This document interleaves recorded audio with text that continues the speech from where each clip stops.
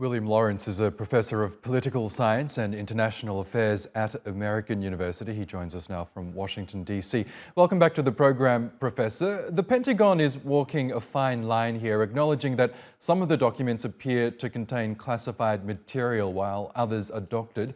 But tell us, how damaging is this for the US government overall? I don't think that damaging, compared to other leaks and compared to these types of situations. I mean, if there had been, secret missions inside Ukraine that were revealed in detail that showed, for example, the United States committing atrocities or violating rules of war or any of that type of thing, it would be much more problematic. Also, if there were revelations about the relationships the U.S. has with its allies that needed much more profuse apologies. But the fact that the U.S. was aware that there were Russian interactions with the UAE or Egypt, that would be against the cause that the U.S. is supporting, which is Ukraine's defense of itself. That's kind of normal, and the fact that they didn't seem to have happened. This just becomes a situation where diplomats apologize. That's what diplomats do all the time for these transgressions. All the sides, reassure each other that they're going to work together and row in the same direction, and so forth. I think the most problematic release you didn't discuss, but in the papers there are revelations of U.S. Sources and methods in spying on the Russians inside Russia. That type of top secret classified information can lead to death or severe outcomes for those engaged in espionage inside Russia. So there are lives at risk there. In terms of the special forces revelations that you began with, it could be as benign as trainers, who we always knew were probably operating in the extreme western side of Ukraine, or trainers in the field helping with new weapons. I mean, 14 American trainers can't do that much. But it's equally likely that they were involved in more dramatic things like extractions. As you probably know, there are dozens, if not hundreds, of American volunteers fighting in Ukraine. Maybe some of them were captured and needed to be extracted.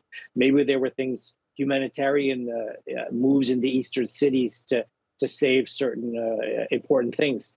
Special forces, sometimes they safeguard nuclear weapons or other types of weapons in the field. So there's literally hundreds of things that special forces can do.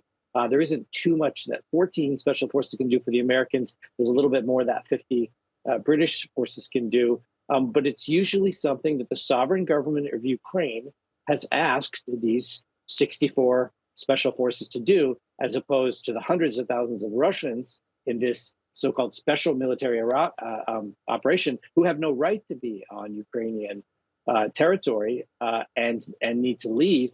So if anyone's complaining about any sort of U.S. or U.K. violation, they can point the finger right back at Russia. Sorry to interrupt you there, but also in terms of Ukraine, the leaked documents show how the US has almost real-time information on Russia's military operations, perhaps linked to what you were mentioning there, intelligence officials on the ground in Russia. But it also shows that the US has private misgivings about Ukraine's own combat power.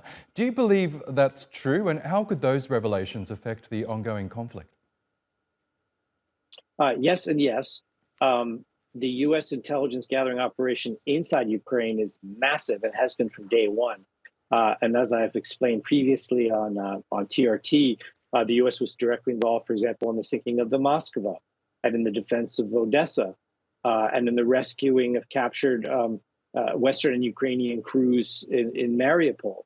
And I mean, every single day, the U.S. is doing massive surveillance from satellites, from other means to help the Ukrainian war effort.